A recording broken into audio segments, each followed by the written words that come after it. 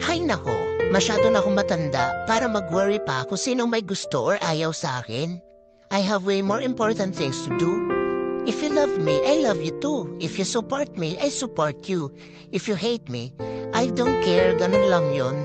Life goes on with or without you. Simple as that. Bakit kaya ang laking issue kapag ang babae nakatapos ng pag-aaral, pero housewife lang? Lang? Nilalang mo talaga yung housewife? Ang hirap kaya nun. Kung magkakaroon nga ng job requirement ang pagiging housewife, baka hindi mo kayanin.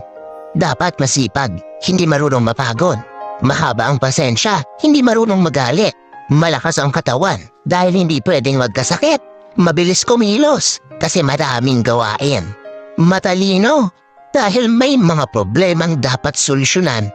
Marunong magkarpentero para hindi umasa sa asawa.